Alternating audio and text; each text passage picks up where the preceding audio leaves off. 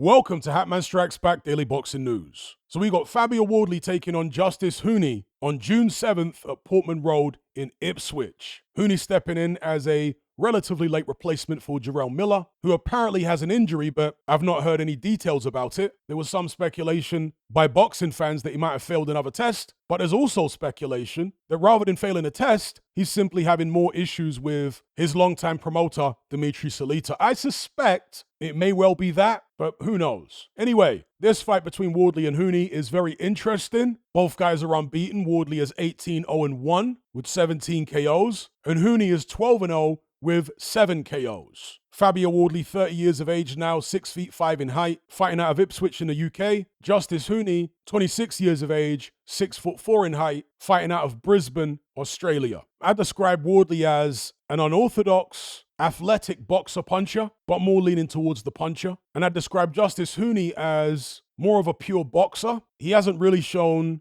Wardley's level of punching power so far in his career, but he's got fast hands, he's got technical ability, and he's a good combination puncher. He puts his shots together very well. I want to say he puts his shots together better than Fabio does. But Fabio Wardley is a very unusual fighter, a very special fighter actually, not technically, but in terms of his mentality. And by the way, I have to give kudos to Dillian Whyte for discovering Fabio Wardley. Truth be told, he uncovered a bit of a gem there. Wardley is the type of fighter that could easily have gone under the radar and never have gotten an opportunity to do what he's done so far in his career because promoters are not in there sparring any heavyweight, but particularly heavyweights with nothing but a white collar background, right? Dillian Whyte is unusual in the fact that he, as an active fighter, was sparring the talent that he would recruit or sign up under his management company. So I mean to say Dillian Whyte was kind of in a unique and better position to actually spot talent than a promoter, let's say, because he's in there in the gym sparring with them. He's going to see a side of these fighters like a Fabio Wardley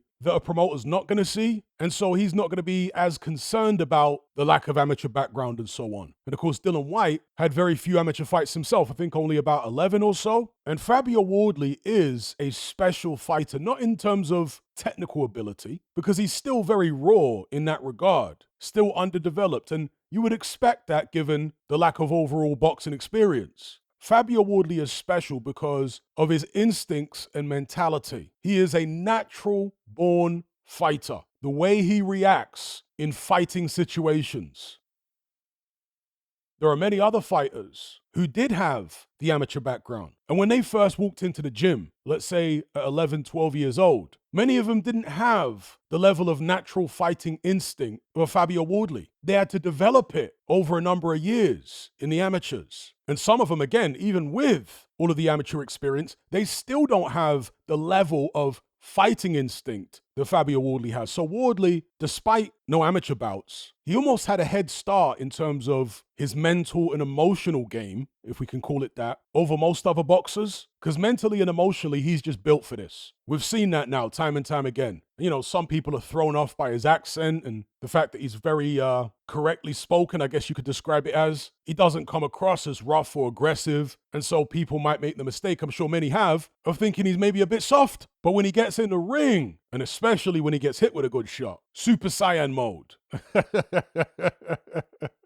Yo, Fabio Wardley is as hardcore as it gets. So he's got the mentality, he's got a massive heart, he's got a natural fighter's instinct, great punching power, athletic, and all of those attributes have taken him to the brink of a world title shot. And this fight here against Justis Huni represents the final hurdle before challenging for world honors. Can he overcome it? I think it's a very interesting fight. The dynamic here, and therefore the narrative, is similar to many previous Fabio Wardley fights, where he's up against a guy who had a ton of amateur experience, which Fabio obviously didn't, a guy who's a better technical boxer than Fabio, but will he be able to do what the likes of Frazer Clarke, David Adelaide, etc. couldn't do, which is to contain Wardley's power and ferocious fighting instinct with their superior technical ability? Now, obviously, Eddie Hearn's going to say that he can because he's Justis Huni's promoter. But to be fair, Huni has a lot more amateur experience than David Adelaide, and he's much younger than Frazer Clarke. Huni is just 26, so he's a man in the prime of his life. He's also a lot faster and more athletic than Frazer Clarke. At the press conference for this fight, his manager Mick Francis said that Huni has never been 100% healthy for any fight since his pro debut up until now. He didn't elaborate on what the health issues were, injuries perhaps, who knows? But he said this fight will be the first time that he's going into a contest 100% fit, as far as, no ailments. And he kind of blamed Huni's performance against Kevin Lerena on having no sparring. Again, presumably because he had some type of physical issue and therefore couldn't spar or spar much during training camp. Is this all BS? Possibly. But if it's true, then maybe we'll see an improved Justis Huni in there against Fabio Wardley on June 7th. And personally, I think we'll need to see that if Huni's going to win, because the performance he put in against Lorena, I don't think that'll be enough to contain a Fabio Wardley, especially not in front of his hometown fans at Portman Road. I think Huni's going to have to step it up a level or two. I think Justis Huni does have the better boxing skills than Fabio, but I think he's going to need to show some real fire in his belly, a real thirst for battle, some meanness, some viciousness in there to keep Fabio off of him. It's a fascinating fight. Let me know what you guys think about this in the comment section below. Fabio Wardley versus Justis Huni. I know a lot of you guys actually think this is a tougher fight than Jarrell Miller would have been. It's a very different type of fight, right? But whatever your thoughts are, let me know. Don't forget to like this video, share it, and subscribe if you haven't done so already. And before I go, make sure you check out my latest topical content on Patreon. The new movie, Sinners Decoded. This is not just a regular vampire flick. There's a lot of subtext and symbolism in this film, which I reveal the meaning of. If you want a free 10-minute sample of my decoding, just click the link in the description box below. You won't have to sign up for anything. You can just click the link and start listening immediately. If you like what you hear, consider signing up to access the full episode and my entire back catalog of topical content going back several years. Hundreds and hundreds at this point of podcasts, videos, movie decodings, discussions about current affairs, history. I've done documentaries on there. Almost any subject that you could possibly imagine, chances are I've already covered it on my Patreon page. So yeah, check out the free 10-minute sample. It's getting great feedback. People are absolutely loving it. Just check out the comments. Just have a listen. If you like what you hear, sign up. There's no contract, no commitment. All the links are in the description, and all the details of what to do are in this trailer.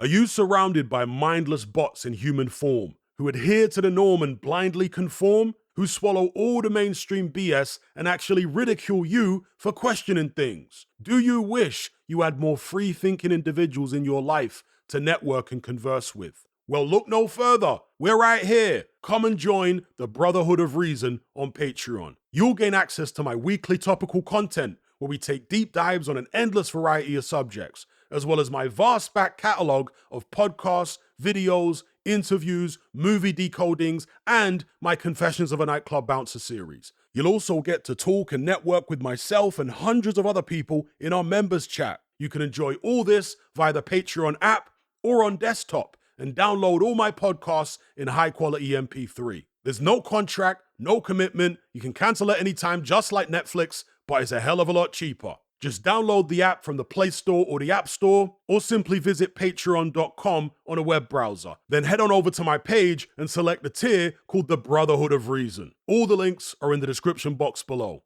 And just a quick money-saving tip for Apple users. If you purchase your Patreon subscription on the desktop site or on Android, then you'll avoid the ridiculous 30% fee that Apple charges for purchases made on the iOS app. So if you're on iPhone or iPad, save yourself some money by buying your subscription on the actual Patreon website or on Android, because it's a lot cheaper. Once you've made that initial purchase, you can then use the Patreon app on your iPhone or iPad thereafter to access and enjoy your content as normal.